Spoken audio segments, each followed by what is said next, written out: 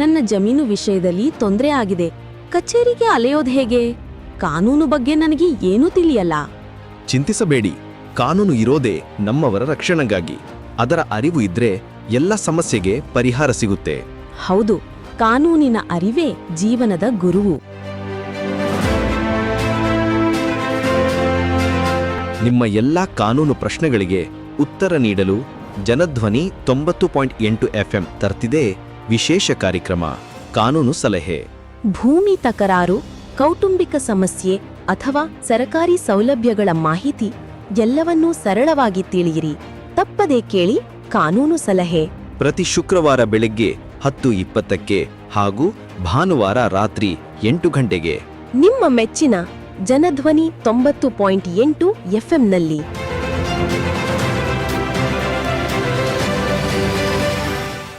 ಎಲ್ಲರಿಗೂ ನಮಸ್ಕಾರ. ನೋಡಿ, ಈ ದಿನ ನಾವು ಈ ಚೈಲ್ಡ್ ಮ್ಯಾರೇಜ್ ಸಂಬಂಧಪಟ್ಟಾಗಿ ತಿಳ್ಕೊಳ್ಳೋಣ. ನೋಡಿ, ನಮಗೆ ಈ ಒಂದು ಬಾಲ್ಯ ವಿವಾಹ ಅನ್ನೋದು ನಮ್ಮ ಒಂದು ದೇಶದಲ್ಲಿ ಪೂರ್ವಜರ ಕಾಲದಿಂದಲೂ ನಡೀತಾ ಇದೆ. ಅದನ್ನು ತಡೆಗಟ್ಟಬೇಕು, ನಿಲ್ಲಿಸಬೇಕು ಅಂತ ಎಷ್ಟೇ ಅರಿವು ಮೂಡ್ತಾ ಇದ್ರೂ ಸಹ ನಮ್ಮ ಕಣ್ಣು ಮುಂದೆ ಈಗಲೂ ಸಹ ನಡೀತಾ ಇದೆ. ಅದು ಎಲ್ಲರಿಗೂ ಗೊತ್ತಿರೋಂಥ ವಿಚಾರ. ನೋಡಿ, ಪ್ರಸ್ತುತವಾಗಿ ಈ ಬಾಲ್ಯ ವಿವಾಹ ನಿಷೇಧ ಕಾಯ್ದೆ 2006ರಲ್ಲಿ ಮೊದಲನೇ ಬಂತು. ಸೊ ಅದ್ರ ಪ್ರಕಾರ ನಾವು ಯಾವ ಒಂದು ಗಂಡು ಮಗ 21 ವರ್ಷದ ಒಳಗಿರಬೇಕು ಮತ್ತು 18 ವರ್ಷದ ಒಳಗಿನ ಒಂದು ಹುಡುಗಿಯ ಇವರಿಬ್ಬರ ನಡುವೆ ಮದುವೆ ಆದರೆ ಅದು ಬಾಲ್ಯ ವಿವಾಹ ಅಂತ ಹೇಳಿ ನಾವು ಕರಿತೀವಿ. ನೋಡಿ, ಹಿಂದೆ ಸುಮಾರು 1829ರಲ್ಲಿ ಈ ಶಾರದಾ ಆ್ಯಕ್ಟ್ ಅಂತ ಇತ್ತು. ಅದನ್ನು ನಾವು ಸ್ವಲ್ಪ ಬುಕ್ಸ್ ಕಡೆ ತಿರುಗಿ ನೋಡಿದ್ರೆ ಅವೆಲ್ಲ ಗೊತ್ತಾಗುತ್ತೆ ಇತಿಹಾಸ. ಈ 14 ವರ್ಷದ ಕೆಳಪಟ್ಟಂಥ ಮಕ್ಕಳಿಗೆ ಮದುವೆ ಮಾಡಿಬಿಡ್ತಿದ್ರು. ಹಾಗೇ ಈ ತೊಟ್ಟಿಲು ವಿವಾಹ ಅಂತ ಇತ್ತು. ಈ ಊಟದ ಪಾಪುಗೆ 9 ತಿಂಗಳ ಮುಂಚಿತವಾಗಿ ತೊಟ್ಟಿಲು ಶಾಸ್ತ್ರ ಅಂತ ಹೇಳ್ಬಿಟ್ಟು ಇಂಥ ಮಗಳು ಇಂಥ ಮಗನಿಗೆ ಮದುವೆ ಮಾಡ್ಕೊಳ್ಳೋದಕ್ಕೆ ನಮ್ಗೆ ಒಪ್ಪಿಗೆ ಇದೆ ಅಂತೇಳಿ ಆಗಲೇ ಒಬ್ಬರು ಹೆಸರು ಹೇಳ್ಬಿಡ್ತಾಯಿದ್ರು. ಈಗ ಅದು ಕಮ್ಮಿ ಆಗಿದೆ, ಅದು ನಮ್ಮ ಅದೃಷ್ಟ. ನೋಡಿ, ಈ ಬಾಲ್ಯ ವಿವಾಹನ ಯಾಕೆ ಜಾರಿಗೆ ತಂದರು ಅನ್ನೋದ್ರ ಬಗ್ಗೆ ಮೊದಲು ನೋಡೋಣ. ಮೊದಲನೇದು ತುಂಬ ಮುಖ್ಯವಾದದ್ದು, ಒಂದು ಹೆಣ್ಣು ಮಗಳಿಗೆ ದೈಹಿಕವಾಗಿ ಮತ್ತು ಆರೋಗ್ಯದ ಮೇಲೆ ಬೀರುವಂಥ ದುಷ್ಪರಿಣಾಮಗಳು. ಅಪ್ರಾಪ್ತ ವಯಸ್ಸಿನಲ್ಲಿ ಆ ಹೆಣ್ಮಗಳು ಗರ್ಭಿಣಿಯಾಗೋದ್ರಿಂದ ಆ ಗರ್ಭಕೋಶದ ಬೆಳವಣಿಗೆ ಪೂರ್ಣಗೊಳ್ಳದೆ ಹೆರಿಗೆ ಸಮಯದಲ್ಲಿ ಅಕಾಲಿಕ ಮರಣಕ್ಕೆ ತುತ್ತಾಗುವಂಥ ಸಾಧ್ಯತೆ ಇದೆ. ಇದು ನಾವು ತುಂಬ ಮನದಲ್ಲಿ ಇಟ್ಕೋಬೇಕಾಗಿರೋದು. ಅದರ ಜೊತೆಗೆ ಈ ಗರ್ಭಪಾತಗಳು ಹೆಚ್ಚಾಗುವಂಥ ಸಾಧ್ಯತೆ ಇದೆ. ಗರ್ಭಕೋಶಕ್ಕೆ ಪೆಟ್ಟು ಬೀಳುತ್ತದೆ. ನಾವು ಕೇಳಿರ್ಬೋದು ಕೆಲವೊಂದು ಈ ಪ್ರಕರಣಗಳಲ್ಲಿ. ತಾಯಿನ ನಾವು ಉಳಿಸ್ಕೋಬೇಕು ಅಂತ ಆದರೆ ಮಗುನ ನಾವು ಕಳ್ಕೊಬೇಕಾಗತ್ತೆ, ಅಥವಾ ಮಗುನ ಉಳಿಸ್ಕೋಬೇಕು ಅಂತ ಆದರೆ ತಾಯಿನ ಕಳ್ಕೊಬೇಕಾಗುತ್ತೆ. ಆದರೆ ಆ ಮನೆಗೆ ಇಬ್ಬರೂ ಸಹ ಮುಖ್ಯ ಆಗಿರ್ತಾರೆ. ಒಂದು.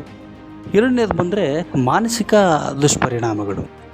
ಬಾಲ್ಯ ವಿವಾಹಕ್ಕೆ ಒಳಗಾದಂಥ ಮಕ್ಕಳು ಮಾನಸಿಕವಾಗಿ ದೌರ್ಬಲ್ಯತೆಗೆ ಒಳಗಾಗುತ್ತಾರೆ, ಮಾನಸಿಕವಾಗಿ ಧೈರ್ಯ ಕಳ್ಕೊತಾರೆ, ಭಯಭೀತರಿ, ಯಾವುದೋ ಒಂದು ರೀತಿಯ ಒಂದು ಭಯಭೀತವಾದಂಥ ವಾತಾವರಣ ಅವರೊಳಗೆ ಮೂಡುತ್ತೆ. ಯಾಕಂತಂದರೆ ಯಾವ ವ್ಯಕ್ತಿ ಅವನು ತುಂಬ ಚೆನ್ನಾಗಿ ವಿದ್ಯೆ ಕಲಿತು ಬುದ್ಧಿವಂತರಾಗಿ ಸಮಾಜದ ಆಗು ಹೋಗುವ ಬಗ್ಗೆ ತಿಳ್ಕೊಂಡಾಗ, ಕಾನೂನಾಗಲಿ ಯಾವುದೇ ಒಂದು ವಿಚಾರಕ್ಕೆ ಸಂಬಂಧಪಟ್ಟ ಹಾಗೆ ತಿಳ್ಕೊಂಡಾಗ ಆ ವ್ಯಕ್ತಿಗೆ ಧೈರ್ಯ ಬರುತ್ತೆ. ಒಂದು ಮಗುವಿಗೆ ತಗೊಂಡೋಗ್ಬಿಟ್ಟು ಮದುವೆ ಅಂತ ಹೇಳಿ ಈ ಥರ ಬಾಲ್ಯವಿಗಳನ್ನ ಮಾಡಿದಂಥ ಸಂದರ್ಭದಲ್ಲಿ ಆ ಮೈನರ್ ಹೆಣ್ಣು ಮಗಳಿಗೆ ಏನಾಗ್ಬೋದು, ಎಲ್ಲಿ ಧೈರ್ಯ ಬರುತ್ತೆ? ಆಕೆಗೆ ಗಂಡ, ಆತನ ಸ್ಥಾನಮಾನ ಏನು, ಗಂಡನ ಮನೆಯಲ್ಲಿರುವಂಥ ಹತ್ತಿಗೆ ನಾತನಿಯರು, ಅತ್ತೆ ಮಾವ, ಇವರ ಸ್ಥಾನಮಾನಗಳೇನು, ನಾನು ಬಂದಿರುವಂಥ ಸ್ಥಾನ ಯಾವುದು, ನಾನು ಮುಂದೆ ಹೇಗೆ ಜೀವನ ಮಾಡಬೇಕು ಇವ್ರ ಜೊತೆ, ಸಂಸಾರ ಅಂದರೆ ಏನು, ಇವುಗಳನ್ನು ನಾವು ತಿಳ್ಕೊಳ್ಳೋದು ಕಷ್ಟ ಆಗುತ್ತೆ ಯಾವ ಸಂದರ್ಭದಲ್ಲಿ, ಬಾಲ್ಯ ವಿವಾಹ ಮಾಡಿದಂಥ ಸಂದರ್ಭದಲ್ಲಿ. ಇನ್ನೊಂದು ಮೂರನೇದು ಸಾಮಾಜಿಕ ದುಷ್ಪರಿಣಾಮಗಳು. ಈ ಸಾಮಾಜಿಕ ದುಷ್ಪರಿಣಾಮಗಳು ಅಂತಂದರೆ ಶಿಕ್ಷಣದಿಂದ ವಂಚಿತರಾಗ್ತಾರೆ. ಈ ಶಿಕ್ಷಣದಿಂದ ವಂಚಿತರಾಗೋದು ಅಂತಂದರೆ ಸಾಮಾನ್ಯವಾಗಿ ನಾವುಗಳೆಲ್ಲ ಓದುವಂಥ ಸಂದರ್ಭದಲ್ಲಿ ಸತ್ಯನ ಹೇಳೋದಕ್ಕೆ ಇಷ್ಟಪಡ್ತೀನಿ. ನಾವು ಯಾವಾಗಲೂ ಒಂದು ಪ್ರೈಮರಿ ಓದುವಾಗ ಯಾವಾಗೂ ಗ್ರೂಪ್ ಲೀಡರ್ಗಳಾಗಲೇ ಇಲ್ಲ. ಯಾಕೆಂದರೆ ಹೆಣ್ಮಕ್ಳು ತುಂಬ ಚೆನ್ನಾಗಿ ಓದ್ತಾಯಿದ್ರು, ನಮಗೆಲ್ಲ ಹೆಣ್ಮಕ್ಳೇ ಗ್ರೂಪಲ್ಲಿ ಲೀಡರ್ ಆಗ್ತಿದ್ರು. ಸೊ ತುಂಬ ಇಂಟೆಲಿಜೆನ್ಸ್ ಅಂತ ಹೇಳಿದ್ರೆ ಅದು ತಪ್ಪಾಗಲ್ಲ. ಅದು ತುಂಬ ಚೆನ್ನಾಗಿ ತುಂಬ ಆ್ಯಕ್ಟಿವ್ ಆಗಿದ್ದಂಥವ್ರು ಹೆಣ್ಣುಮಕ್ಕಳು.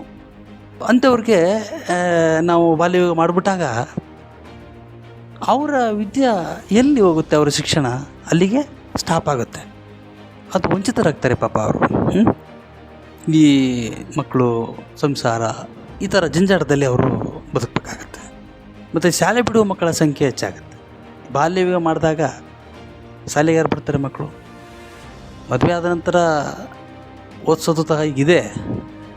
ಆದರೆ ಮೈನರ್ ಹುಡುಗಿನ ಮದುವೆ ಮಾಡಿಕೊಂಡು ಹೋದಂಥ ನಂತರ ಶಾಲೆ ಎಲ್ಲಿ ಹೋಗೋಕ್ಕೆ ಸಾಧ್ಯ ಅಲ್ವಾ? ಸೊ ಮತ್ತು ಕೆಲವೊಂದು ಪ್ರಕರಣಗಳಲ್ಲಿ ನೋಡಿದ್ರೆ ಆ ಹೆಣ್ಣು ಮಗಳು ಕೆಲವೊಂದು ಅವಮಾನಗಳನ್ನು ಎದುರಿಸಲಾಗದೆ ಆತ್ಮಹತ್ಯೆ ಮಾಡಿಕೊಳ್ಳುವಂಥ ಸಾಧ್ಯತೆಗಳ ಹೆಚ್ಚಾಗಿದೆ. ಮತ್ತು ನಿರಂತರ ಕೌಟುಂಬಿಕ ದೌರ್ಜನ್ಯ ಮತ್ತು ನಿಂದನೆಗೆ ಒಳಗಾಗ್ತಾರೆ. ಈ ದೇಶದ ಅಭಿವೃದ್ಧಿಗೆ ಕುಂಠಿತವಾಗುತ್ತೆ. ಇಂಥ ಸಂದರ್ಭದಲ್ಲಿ ಇತ್ತೀಚಿನ ದಿನಗಳಾದರೂ ಪ್ರತಿಯೊಂದು ಮನೆಯಲ್ಲೂ ಈ ಬಾಲ್ಯಯೋಗ ಸಂಬಂಧಪಟ್ಟ ಹಾಗೆ ನಾವು ತಿಳ್ಕೊಬೇಕಾಗಿರೋದೇನೆಂದರೆ, ಮೊದಲು ಅರಿವು ಮೂಡಿಸ್ಕೋಬೇಕು. ಅವರು ಬಾಲ್ಯ ವಿವಾಹನ ನಮ್ಮ ಕಾನೂನು ಯಾಕೆ ತಡೆ ಹಿಡಿತಾ ಇದೆ ಅಂತ ತಿಳ್ಕೊಬೇಕು ನಾವು.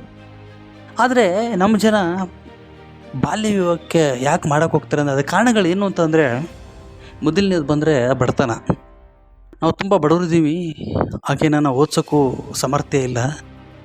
ನಮ್ಮ ಹತ್ರ ಏನಿದೆ, ಮಗಳನ್ನ ಮದುವೆ ಮಾಡಿದ್ರೆ ಎಲ್ಲೋ ಒಂದು ಕಡೆ ಒಂದು ಭಾರ ಕಡಿಮೆ ಆಗುತ್ತೆ ಅಂತ ಹೇಳಿ ಪಾಪ ಅವ್ರನ್ನ ಬರ್ತಾರೆ. ಇದು ಒಂದು ಸಹ ಕಾರಣ. ಅನಕ್ಷರತೆ. ನಮ್ಮ ಹಳ್ಳಿಗಳಲ್ಲಿ, ನಮ್ಮ ಭಾರತ ಹಳ್ಳಿಗಳ ರಾಷ್ಟ್ರ.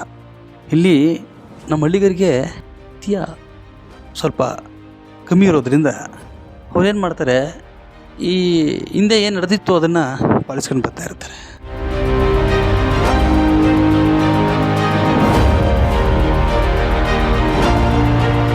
ಅನಂತರ ಬಂದರೆ ಮೂಢನಂಬಿಕೆ. ನೋಡಿ, ಈ ಮೂಢನಂಬಿಕೆ ಅನ್ನೋದು ಹೇಗೆ ಬೆಳೆದಿದೆ ಅಂತಂದರೆ, ಇತ್ತೀಚಿನ ದಿನಗಳಲ್ಲಿ ನಾವುಗಳು ಕಾನೂನು ಕಾರ್ಯಕ್ರಮದಲ್ಲಿ ಅರಿವು ಮೂಡಿಸೋಕೆ ಹೋದಂಥ ಸಂದರ್ಭದಲ್ಲಿ ಹೇಳ್ತಾರೆ, ನಾವು 12 ವರ್ಷಕ್ಕೆ ಮದುವೆ ಆದೋ, 10 ವರ್ಷಕ್ಕೆ ಮದುವೆ ಆದೋ, 8 ಜನ ಮಕ್ಕಳಿಗೆ ಜನ್ಮ ನೀಡೋದು, ನಾವೆಲ್ಲ ಚೆನ್ನಾಗಿಲ್ವಾ ಅಂತ ಹೇಳ್ತಾರೆ. ಅದು ನಗು ಬಂದರೂ ಸಹ ನಾವು ತುಂಬ ಯೋಚನೆ ಮಾಡಬೇಕಾದಂಥ ವಿಚಾರ. ನೋಡಿ, ಈ ರಕ್ತ ಸಂಬಂಧ ಉಳಿಸ್ಕೊಳ್ಳೋದಕ್ಕೆ ಸಲುವಾಗಿ ಸಹ ಬಾಲ್ಯ ವಿವಾಹ ಮಾಡ್ತಾರೆ. ನೋಡಿ, ಇದು ನನ್ನ ತವರು ಮನೆ, ಅದು ನನ್ನ ಅಣ್ಣನ ಮನೆ, ಅದು ನನ್ನ ದೊಡ್ಡಪ್ಪನ ಮನೆ. ಇಂಥ ಸಂದರ್ಭದಲ್ಲಿ ನನ್ನ ಹೆಣ್ಮಗಳನ್ನ ಕೊಟ್ಟರೆ ನಮ್ಮ ರಕ್ತ ಸಂಬಂಧ ಇನ್ನೂ ಮುಂದುವರಿಯುತ್ತೆ ಅನ್ನೋದೊಂದು ಸಹ ಇದು ಒಂದು ಥರದ ಮೂಢನಂಬಿಕೆ. ಈ ಹಿರಿಯರ ಆಸೆ ಈಡೇರಿಸೋಕ್ಕೆ ಸಲುವಾಗಿ ನಮ್ಮ ಮನೇಲಿ ಯಾರೋ ಒಬ್ಬರು ಮುತ್ತಜ್ಜಿ ಇರ್ತಾರೆ ಅಥವಾ ಅಜ್ಜಿ ಇರ್ತಾರೆ, ವಯಸ್ಸಾಗಿರುತ್ತೆ, ನನ್ನ ಮೊಮ್ಮಗಳ ಮೊದಲು ನಾನು ಹುಡ್ಕೊಂಡು ತುಂಬ ಬಿಟ್ಬಿಡ್ಬೇಕು ಪ್ರಾಣನ ಅಂತ ಹೇಳ್ತಾರೆ. ಇಂಥವುಗಳು ಸಹ ತುಂಬ ಕಾರಣಗಳಿದೆ. ಬಟ್ ನಾನು ಒಂದು ಹೇಳೋಕ್ಕೆ ಇಷ್ಟಪಡ್ತೀನಿ, ನಾವು ಯಾವ ವ್ಯಕ್ತಿಯನ್ನು, ಯಾವ ಹೆಣ್ಣು ಮಗಳನ್ನಾಗಲಿ ಒಂದು ಗಂಡು ಮಗಳನ್ನಾಗಲಿ ಯಾವುದೇ ಕಾರಣಕ್ಕೂ ತುಂಬ ಕೆಳಮಟ್ಟದಲ್ಲಿ ಲೆಕ್ಕಾಚಾರ ಮಾಡಬಾರ್ದು. ಇದಕ್ಕೆ ಸಂಬಂಧಪಟ್ಟಾಗೆ ಆಂಗ್ಲ ಭಾಷೆಯಲ್ಲಿ ಒಂದು ಪದ ಇದೆ, never calculate you person on a present position because a time has a power to change up the invaluable stone in to valuable diamond. Once again I repeat you, never calculate you person on a present position because a time has a power to change up the invaluable stone in to valuable diamond. ಎಷ್ಟು ಸುಂದರವಾಗಿ ಬರೆದವ್ರೆ ನೋಡಿ ಆ ಲೈನ್ನ. ಇದರದ ಅರ್ಥ ಏನಂತಂದರೆ, ನಾವು ಯಾವುದೇ ಒಂದು ವಸ್ತುನಾಗಲಿ ಅಥವಾ ಒಬ್ಬ ವ್ಯಕ್ತಿನೇ ಆಗಲಿ ಆ ಒಂದು ವರ್ತಮಾನ ಕಾಲದಲ್ಲಿ ಅವನ್ನ ಲೆಕ್ಕಾಚಾರ ಹಾಕ್ಬಾರ್ದು, ಅವನ್ನ ಅಳಿಯಕ್ಕೆ ಹೋಗ್ಬಾರ್ದು. ನಾವು ಕಲ್ಲು ಒಂದಿನ ಶಿಲೆ ಆಗುತ್ತೆ, ಆ ಶಿಲೆ ದೇವರಾಗುತ್ತೆ. ಹಂಗೆ ಯಾವ ವ್ಯಕ್ತಿ ಕಷ್ಟಪಟ್ಟು ದುಡಿತಾ ಇದ್ದಾನೆ ಅವನ ಹತ್ರ ಯಾವುದೇ ಫೈನಾನ್ಷಿಯಲಿ ಆಗಲಿ ಅಥವಾ ಎಜುಕೇಷನ್ ವಿಚಾರದಲ್ಲೇ ಆಗಲಿ ಮತ್ತೊಂದು ವಿಚಾರದಲ್ಲಾಗಲಿ ಆ ವ್ಯಕ್ತಿ ತುಂಬ ದುರ್ಬಲನಾಗಿದ್ದಂಥ ಸಂದರ್ಭದಲ್ಲಿ ಸಮಯ ಅನ್ನೋದು ಆ ವ್ಯಕ್ತಿಗೆ ಯಾವ ರೀತಿ ಅಂತ ಒಂದು ಹಂತಕ್ಕೆ ತಗೊಂಡು ಹೋಗುತ್ತೆ ಅಂತಂದರೆ, ಮುಂದೊಂದು ದಿನ ಆ ವ್ಯಕ್ತಿ ತುಂಬ ದೊಡ್ಡ ವ್ಯಕ್ತಿಯಾಗಿ ಬಾಳುವಂಥ ಅದನ್ನು ನಮ್ಮ ಸಮಾಜಗಳು ನೋಡಿದೆ. ಇವತ್ತು ನಾವು ಒಂದು ಸಾರಿ ಇತಿಹಾಸಗಳನ್ನ ತಿರುಗಿ ನೋಡಿದರೆ ಎಷ್ಟೋ ಸಾಧಕರುಗಳು, ಮಹಾನ್ ಭಾವಗಳು ಎಲ್ಲರೂ ತುಂಬ ಕೆಳವರ್ಗದಿಂದ ಬಂದಂಥವ್ರು, ತುಂಬ ಕಷ್ಟಪಟ್ಟು ಬಂದಂಥವ್ರು. ಆ್ಯಕ್ಚುಲಿ ನಾವುಗಳೆಲ್ಲ ಒಂದೊಂದು ಏನೋ ಸಣ್ಣ ಪುಟ್ಟ ಹಿಂಗೆ ಆಗಿದ್ದೀವಿ ಅನ್ನೋ ಕಾರಣನೇ ಆ ಒಂದು ಅವರ ವಿಚಾರಗಳನ್ನು ಬರೆದಂಥ ಬುಕ್ಸ್ಗಳನ್ನ ಓದಿನ ಸಹ ನಾವು ಈ ಮತ್ತಿಗೆ ಬಂದಿದ್ದೀವಿ ಅಂತ ಹೇಳಿದ್ರೆ ತಪ್ಪಾಗಲಾರದು. ಈ ಬಾಲ್ಯ ವಿವಾಹಕ್ಕೆ ದಂಡನೆ ಏನಿದೆ ಅಂದರೆ 2 ವರ್ಷ ಜೈಲು ಶಿಕ್ಷೆ, 1 ಲಕ್ಷ ರೂಪಾಯಿವರೆಗೆ ದಂಡ, ಮತ್ತು ಇವೆರಡೂ ಸಹ ನ್ಯಾಯಾಲಯ ನೀಡಬೇಕು. ನೋಡಿ, ಈ ಬಾಲ್ಯ ವಿವಾಹ ಮಾಡಿದಂಥ ಸಂದರ್ಭದಲ್ಲಿ ದಂಡನೆಗೆ ಯಾರ್ಯಾರು ಪಾಲುದಾರರಾಗ್ತಾರೆ ಅನ್ನೋದನ್ನು ಇಂಪಾರ್ಟೆಂಟು. ಮೊದಲನೇದು ಬಂದರೆ ಮದುವೆಗೆ ಭಾಗಿಯಾದವರು. ಯಾರ್ಯಾರು ಮದುವೆ ಒಳಗಡೆ, ಅಂದರೆ ಆ ಮದುವೆ ನಡೆಯುವಂಥ ಸಂದರ್ಭದಲ್ಲಿ ಯಾರ್ಯಾರು ಅಲ್ಲಿ ಹೋಗಿರ್ತಾರೋ ಅವರು ಸಹ ಈ ಒಂದು ಶಿಕ್ಷೆಗೆ ಪಾಲುದಾರರು. ಹಾಗೆ ಆ ಒಂದು ಮದುವೆಯನ್ನು ಇತ್ತೀಚೆಗೆ ಏನಾಗ್ಬಿಡ್ತದೆ ಅಂತಂದರೆ, ದೇವಸ್ಥಾನಗಳಲ್ಲಿ ಬೆಳಗಿನ 4 ಗಂಟೆ ಜಾವದಲ್ಲಿ ಅಥವಾ ಇನ್ನಿತರ ಸ್ಥಳಗಳಲ್ಲಿ ಏನು ಮಾಡಿಬಿಡ್ತಾರೆ, ಹೋಗಿ ಬಾಲ್ಯ ವಿವಾಹ ಮಾಡ್ಕೊಬಿಡ್ತಾರೆ. ಆನಂತರ ಅವ್ರು ಏನು ಮಾಡ್ಕೊಬಿಡ್ತಾರೆ, ಆ ಭವನ ನೀಡಿರ್ತಾರೆ ಅಥವಾ ದೇವಸ್ಥಾನ ನೀಡಿರ್ತಾರಲ್ಲ, ಅದು ಪೂಜಾರಿ ಆಗಿರ್ಬೋದು ಅಥವಾ ಭವನದ ಮಾಲೀಕರಾಗಿರ್ಬೋದು, ಇವರು ಸಹ ಈ ಒಂದು ಶಿಕ್ಷೆಗೆ ಪಾಲುದಾರರು, ಪುರೋಹಿತರು, ತರದವರು. ಆಮೇಲೆ ಹೆಣ್ಣಿನ ತಂದೆ ತಾಯಿ, ಗಂಡಿನ ತಂದೆ ತಾಯಿ ಮತ್ತು ಗಂಡು ವಯಸ್ಕ ವ್ಯಕ್ತಿ ಆಗಿದ್ದಂಥ ಸಂದರ್ಭದಲ್ಲಿ, ಮತ್ತು ಅವರ ಸಂಬಂಧಿಕರು, ಮದುವೆಗೆ ಹೋಗಿದ್ದಂಥ ಬಂಧುಗಳು, ಸಂಬಂಧಿಕರು, ಇವರೆಲ್ಲ ಬರ್ತಾರೆ. ಆಮೇಲೆ ಇನ್ನೊಂದು ಜನ ಏನು ತಪ್ಪು ತಿಳ್ಕೊಬಿಟ್ಟಿದ್ದಾರೆ, ಮದುವೆ ಆದ ನಂತರ ನಮ್ಮನ್ನು ಏನೂ ಮಾಡೋಕ್ಕಾಗೋದಿಲ್ಲ ಕಾನೂನು ಅಂತ ತಿಳ್ಕೊಬಿಟ್ಟಿದ್ದಾರೆ. ಮದುವೆ ಆದ ನಂತರ ಸಹ ಕಂಡುಹಿಡಿಯುವಂಥ ಎಷ್ಟೋ ಒಂದು ಚಟುವಟಿಕೆಗಳಿವೆ. ಸಾಮಾನ್ಯವಾಗಿ ಒಂದು ಮದುವೆ ಆದ ನಂತರ ಆ ಹೆಣ್ಣು ಗಂಡು ಜೊತೆಗೆ ಸೇರ್ತಾರೆ, ಸಂಸಾರನ ಅವರು ಶುರು ಮಾಡ್ತಾರೆ. ಅದು ಪ್ರಕೃತಿ ನಿಯಮ. ಸ್ಟಾರ್ಟ್ ಮಾಡಿದಂಥ ಸಂದರ್ಭದಲ್ಲಿ ಗರ್ಭಿಣಿ ಟೆಸ್ಟು ಮತ್ತು ಆಧಾರ್ ಕಾರ್ಡು, ID ಕಾರ್ಡು, ಇದಕ್ಕೆ ಸಂಬಂಧಪಟ್ಟಾಗೆ ಮಾಹಿತಿ ಬಂದೇ ಬರ್ತದೆ ಮುಂದೆ. ಸೊ ಇಂಥ ವೇಗಳಲ್ಲೂ ಸಹ ಅವರು ಬಾಲ್ಯ ಅಪರಾಧಿಗಳು ಅಂತ ಹೇಳಿ ನಾವು ತಿಳ್ಕೊಬೋದು. ಸೊ ಅದನ್ನು ಮಾಹಿತಿ ಕೊಟ್ಟಂಥ ಸಂದರ್ಭದಲ್ಲಿ ಅವ್ರ ಮೇಲೂ ಸಹ ದಾಖಲೆ ಮಾಡಿ ಪ್ರಕರಣಗಳನ್ನು ಮುಂದೆ ನೆಕ್ಸ್ಟ್ ಏನು ಆಕ್ಷನ್ ಇದೆ ಅದನ್ನು ತೊಗೋಬೋದು. ನೋಡಿ, ಈಗ ಬಾಲ್ಯ ವಿವಾಹ ನಡೀತಾ ಇದೆ. ಸೊ ನಾವು ಯಾರಿಗೆ ಹೇಳಬೇಕು ಅನ್ನೋದಿರುತ್ತೆ. ಸೊ ಮೊದಲನೇದಾಗಿ ಗ್ರಾಮ ಪಂಚಾಯತಿ ಅಧ್ಯಕ್ಷರು. ಗ್ರಾಮ ಪಂಚಾಯತಿ ಅಧ್ಯಕ್ಷರುಗಳದೇ ಇವರು ನಮ್ಮ ಹಳ್ಳಿಲೇ ಇರೋಂಥವ್ರು. ನಾಳೆ ದಿನ ಇವರು ನಾವೇ ಹೇಳೋದು ಅಂತ ಹೇಳಿದಾಗ ಅಲ್ಲೆಲ್ಲೋ ಒಂದು ಕಡೆ ನಮಗೆ ತೊಂದರೆ ಆಗುತ್ತೆ ಅಂತ ಕೆಲವು ಮನೋಭಾವ ಇರುತ್ತೆ. ಮತ್ತು ಪ್ರೌಢಶಾಲೆ ಮುಖ್ಯಸ್ಥರು, ಹೈಸ್ಕೂಲ್ ಪ್ರೌಢಶಾಲೆ ಮುಖ್ಯಸ್ಥರು, ಮತ್ತು CDPO ಆಫೀಸರ್ಸು ಮತ್ತು ತಹಸೀಲ್ದಾರ್ ಅವರು, ಇವ್ರು ಯಾರಿಗೆ ಬೇಕಾದರೂ ನಾವು ದೂರು ಕೊಡ್ಬೋದು. ಏನೂ ಸಾಧ್ಯ ಆಗಲಿಲ್ಲ ನಮಗೆ, ಯಾವುದೇ ರೀತಿಯಂಥ ಸಾಧ್ಯ ಆಗಲಿಲ್ಲ ನಮಗೆ, ಯಾವುದು ನನಗೆ ಗೊತ್ತಿಲ್ಲ ಅಂತಂದಾಗೆ 1098 ಅಂತೇಳಿ ಒಂದು ನಂಬರ್ ಇದೆ. ಅದನ್ನು ಡಯಲ್ ಮಾಡಿದ್ರೆ ಅವರು ನಿಮಗೆ ರೆಸ್ಪಾನ್ಸ್ ಮಾಡ್ತಾರೆ. ನಿಮಗೆ ಎಲ್ಲಿ ಮದುವೆ ನಡೀತಾ ಇದೆ, ಯಾರ ಮಕ್ಕಳು, ಹುಡುಗಿಯ ಹೆಸರೇನು, ಹುಡುಗನ ಹೆಸರೇನು, ಅವ್ರ ತಂದೆ ತಾಯಿ ಹೆಸರು, ಇಷ್ಟು ಡೀಟೇಲ್ಸ್ ಹೇಳಿ ಇಂಥದ್ದು ಮದುವೆ ಆಗ್ತಾಯಿದೆ, ಇಂಥದ್ದು ಅವ್ರ ಊರು ಅಂತ ಹೇಳಿ ವಿಳಾಸಗಳನ್ನ ಕೊಟ್ಟರೆ ಅವ್ರು ನೆಕ್ಸ್ಟ್ ಏನು ಆ್ಯಕ್ಷನ್ ಬೇಕು ತಗೋತಾರೆ. ಮತ್ತು ನಿಮ್ಮ ಯಾರು ನಮಗೆ ಮಾಹಿತಿ ಕೊಟ್ಟರು ಅನ್ನೋದಕ್ಕೆ ಸಂಬಂಧಪಟ್ಟಾಗಿ ಗೌಪ್ಯತೆಯಿಂದ ಇರ್ತಾರೆ. ಅದನ್ನು ಸೀಕ್ರೆಟಾಗಿ ಮೇಂಟೈನ್ ಮಾಡ್ತಾರೆ ಹೊರತು ಯಾರಿಗೂ ಇಂಥವ್ರಿಂದ ಅದು ಹೇಳಿದ್ರು ಅಂತ ಹೇಳಿ ಎಲ್ಲೂ ಸಹ ಮಾಹಿತಿ ಬಂದಿರೋಲ್ಲ.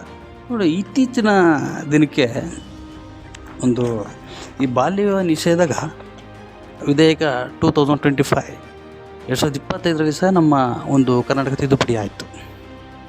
ಇದರಲ್ಲಿ ಬಾಲ್ಯ ವಿವಾಹಕ್ಕೆ ಪ್ರಯತ್ನಿಸುವುದು ಮತ್ತು ಸಿದ್ಧತೆ ಮಾಡುವುದಕ್ಕಾಗಿ ಅಥವಾ ಬಾಲ್ಯ ನಿಶ್ಚಿತಾರ್ಥಕ್ಕೆ ಪ್ರಯತ್ನಿಸುವುದು ಅಂದರೆ ಎಂಗೇಜ್ಮೆಂಟ್, ಇದಕ್ಕೆ ಸಂಬಂಧಪಟ್ಟಾಗಿ ಸಿದ್ಧತೆ ಮಾಡೋದಕ್ಕಾಗಿ ದಂಡನೆ. ಈ ಥರ ನಾವು ಸಿದ್ಧತೆ ಮಾಡ್ಕೊಳ್ಳೋಂಥ ಸಂದರ್ಭದಲ್ಲಿ ಅವ್ರಿಗೆ 2 ವರ್ಷದೊಳಗೂ ವಿಸ್ತರಿಸಬಹುದಾದ ಕಠಿಣ ಕಾರಾವಾಸದೊಂದಿಗೆ ಅಥವಾ 1,00,000 ರೂಪಾಯಿವರೆಗೂ ಸಹ ದಂಡನೆ ವಿಧಿಸ್ಬೋದು, ಅಥವಾ ಎರಡನ್ನೂ ಸಹ ದಂಡಿಸಲ್ಪಡತಕ್ಕದ್ದು ಅಂತ ಹೇಳಿ ಸೆಕ್ಷನ್ 9A ಯಲ್ಲಿ ಹೇಳುತ್ತೆ. ಸೊ ಆನಂತರ ಯಾವ ಒಂದು ಹೆಣ್ಮಗಳಿಗೆ ಸೆಕ್ಷನ್ 12A ಹೇಳುತ್ತೆ, ಅಪ್ರಾಪ್ತ ವಯಸ್ಕ ಮಗುವಿನ ನಿಶ್ಚಿತಾರ್ಥವನ್ನು ಅನುರ್ಜಿತಗೊಳಿಸುವುದು ಅಂತ.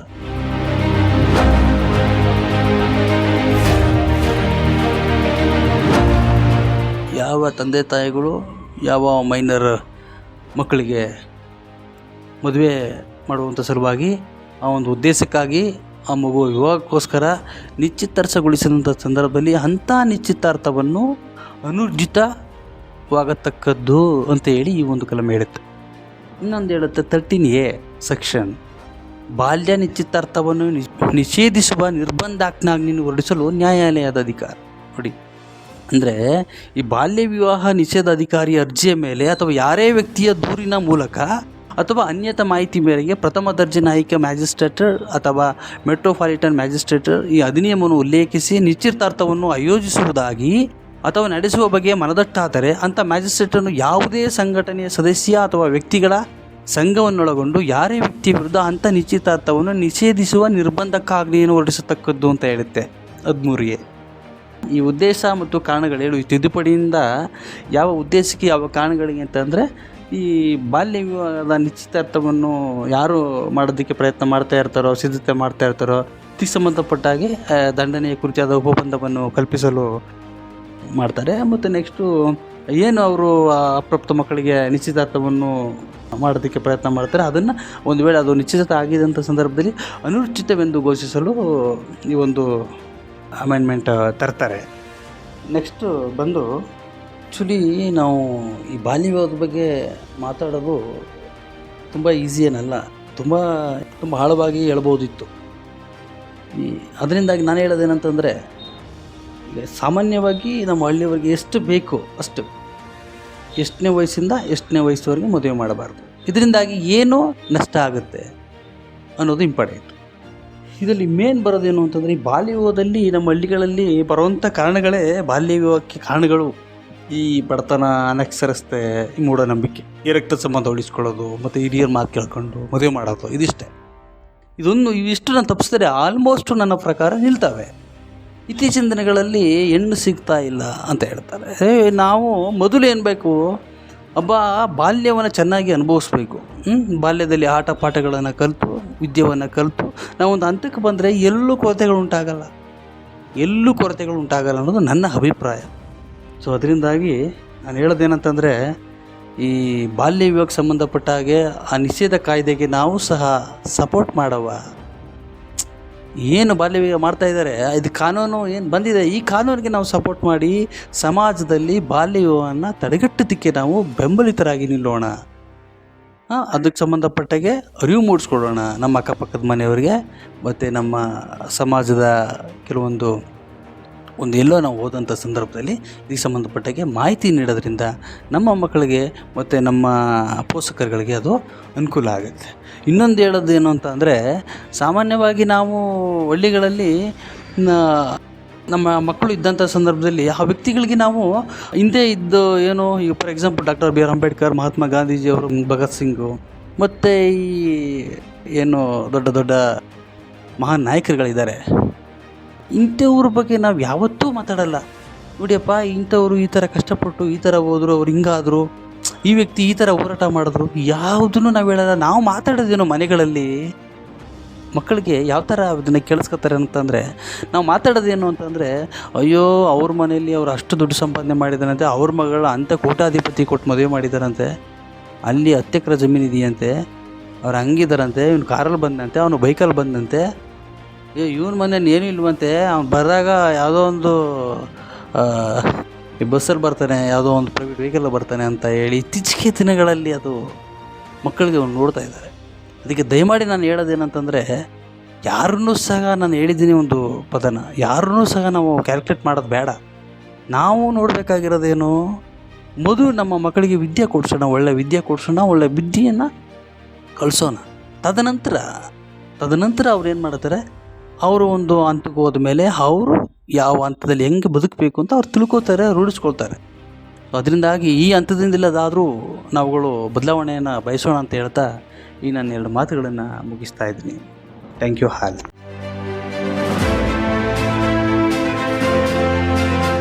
ಅಯ್ಯಯ್ಯೋ, ನನ್ನ ಜಮೀನು ವಿಷಯದಲ್ಲಿ ತೊಂದರೆ ಆಗಿದೆ. ಕಚೇರಿಗೆ ಅಲೆಯೋದು ಹೇಗೆ? ಕಾನೂನು ಬಗ್ಗೆ ನನಗೆ ಏನೂ ತಿಳಿಯಲ್ಲ. ಚಿಂತಿಸಬೇಡಿ, ಕಾನೂನು ಇರೋದೇ ನಮ್ಮವರ ರಕ್ಷಣೆಗಾಗಿ. ಅದರ ಅರಿವು ಇದ್ರೆ ಎಲ್ಲ ಸಮಸ್ಯೆಗೆ ಪರಿಹಾರ ಸಿಗುತ್ತೆ. ಹೌದು, ಕಾನೂನಿನ ಅರಿವೇ ಜೀವನದ ಗುರುವು. ನಿಮ್ಮ ಎಲ್ಲಾ ಕಾನೂನು ಪ್ರಶ್ನೆಗಳಿಗೆ ಉತ್ತರ ನೀಡಲು ಜನಧ್ವನಿ 90.8 FM ತರ್ತಿದೆ ವಿಶೇಷ ಕಾರ್ಯಕ್ರಮ ಕಾನೂನು ಸಲಹೆ. ಭೂಮಿ ತಕರಾರು, ಕೌಟುಂಬಿಕ ಸಮಸ್ಯೆ ಅಥವಾ ಸರಕಾರಿ ಸೌಲಭ್ಯಗಳ ಮಾಹಿತಿ ಎಲ್ಲವನ್ನೂ ಸರಳವಾಗಿ ತಿಳಿಯಿರಿ. ತಪ್ಪದೇ ಕೇಳಿ ಕಾನೂನು ಸಲಹೆ. ಪ್ರತಿ ಶುಕ್ರವಾರ ಬೆಳಗ್ಗೆ 10:20ಕ್ಕೆ ಹಾಗೂ ಭಾನುವಾರ ರಾತ್ರಿ 8 ಗಂಟೆಗೆ ನಿಮ್ಮ ಮೆಚ್ಚಿನ ಜನಧ್ವನಿ 90.8 FMನಲ್ಲಿ.